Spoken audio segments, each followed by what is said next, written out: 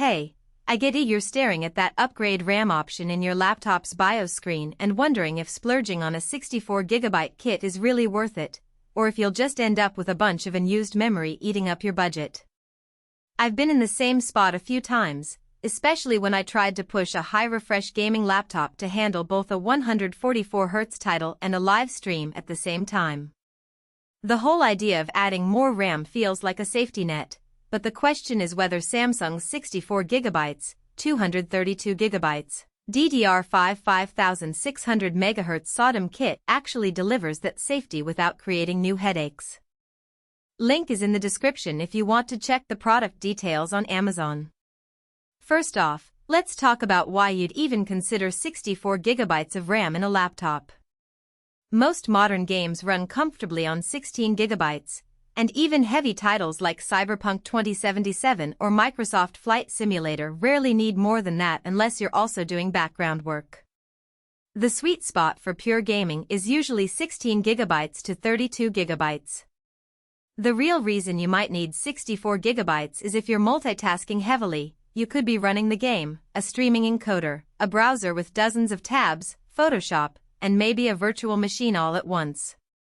In that scenario, the extra headroom prevents those dreaded out-of-memory warnings that can drop frames or crash a stream mid-session.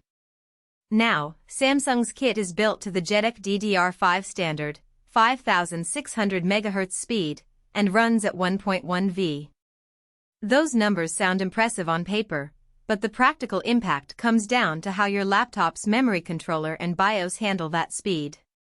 In the laptops I've tested that officially support DDR5 5600, the modules lock into the advertised frequency without any need for manual overclocking.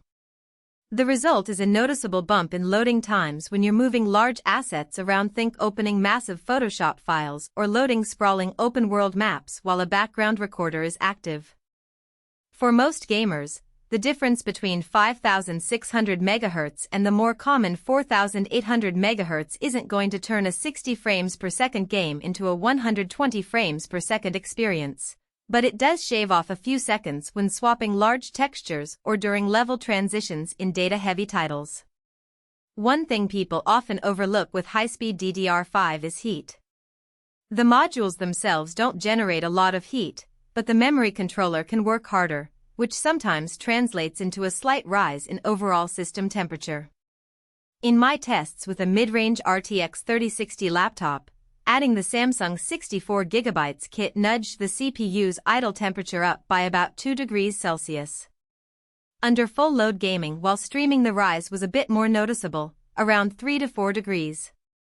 It's not enough to cause thermal throttling, but if you already run a laptop that pushes 90°C on the CPU, that extra heat could push you closer to your thermal ceiling, forcing the fans to spin up a little louder. So, if you're a fan-sensitive streamer who prefers a quiet room, you might want to verify that your cooling solution can handle the extra load, or consider a modest 32GB upgrade instead. Battery life is another real-world factor. DDR5's lower voltage, 1.1V, actually helps keep power draw modest compared to older DDR4 kits. In a practical test, swapping from a 16GB DDR4 kit to the Samsung DDR5 64GB didn't shave a noticeable percentage off the battery during a typical 2-hour gaming session. The biggest drain still comes from the GPU and screen.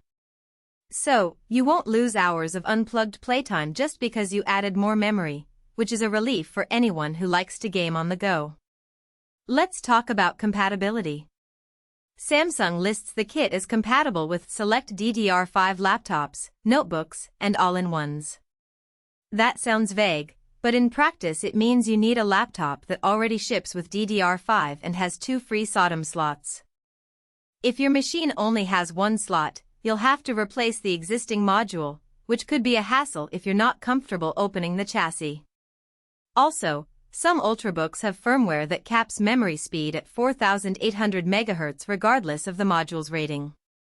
In those cases you're paying for a 5600 MHz module but only getting the lower speed.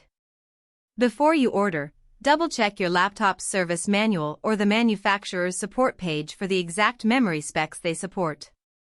Who should buy this kit?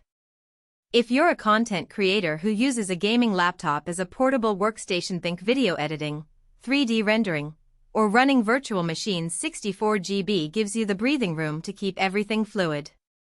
It also makes sense for competitive gamers who run multiple instances of a game, like a sandbox with a separate client for testing, while keeping a voice chat and a web browser open. Another niche is developers who need to spin up several Docker containers or test large datasets locally.